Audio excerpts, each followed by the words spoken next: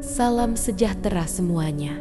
Jumpa lagi di channel Cerita Beda Alam bersama saya, Susi. Kali ini saya akan membawakan sebuah kisah yang berjudul Mandau Terakhir, Gerbang ke Saranjana. Dan jangan lupa untuk menekan tombol like video ini, aktifkan juga lonceng notifikasinya agar tidak ketinggalan cerita-cerita horor lainnya di channel ini. Dan bagaimana kisahnya?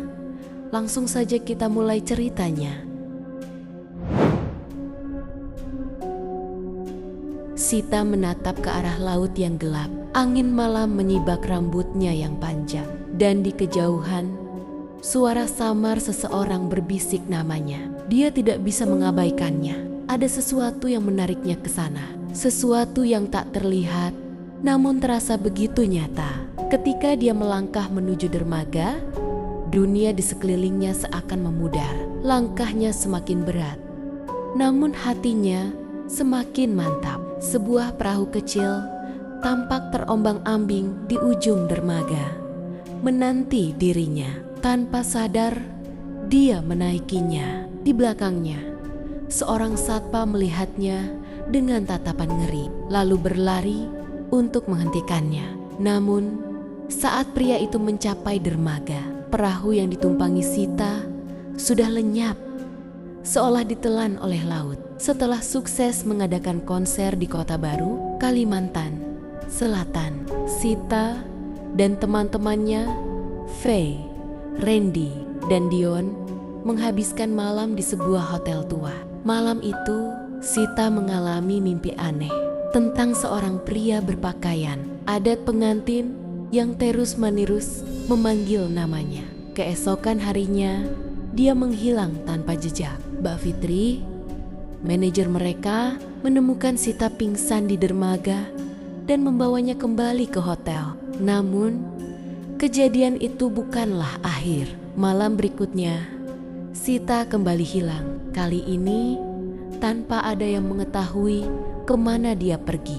Setelah pencarian yang sia-sia, mereka bertemu dengan seorang pria bernama Anwar yang menjelaskan bahwa hilangnya Sita mungkin berkaitan dengan kota Saranjana, kota gaib yang konon hanya bisa dilihat oleh orang-orang terpilih. Seorang perempuan tua bernama Hamidah kemudian menjelaskan bahwa adiknya Hendra telah hilang 8 tahun yang lalu dengan cara yang sama. Satu-satunya cara menyelamatkan Sita adalah dengan masuk ke kota itu.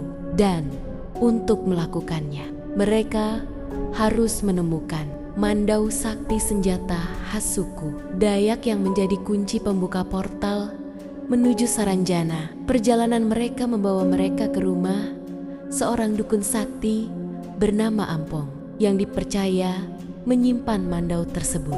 Namun mereka terlambat. Ampong telah meninggal 7 hari yang lalu dan Mandau itu ikut dikuburkan bersamanya. Mereka harus pergi ke makam Ampong untuk mengambil Mandau itu. Tetapi di sana mereka dihadang oleh makhluk-makhluk gaib yang berusaha menghentikan mereka. Dengan keberanian dan doa, mereka berhasil mendapatkan Mandau tersebut. Perjalanan menuju portal di Gunung Halau-Halau dipenuhi rintangan. Mereka menghadapi teror dari makhluk-makhluk gaib yang menguji keberanian mereka. Saat akhirnya tiba di portal, hanya mereka yang memiliki Mandau yang bisa masuk. Ketika mereka melewati lubang di pohon Halau-Halau, dunia di sekitar mereka berubah. Mereka kini berada di kota Saranjana, kota yang penuh dengan bangunan menjulang tinggi dan suasana yang tak nyata.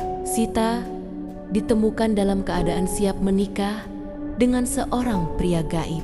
Dia mengaku bahagia dan tidak ingin kembali. Hati Fitri dan yang lain terasa hancur. Mereka telah mempertaruhkan nyawa hanya untuk menemukan bahwa Sita telah memilih untuk tinggal.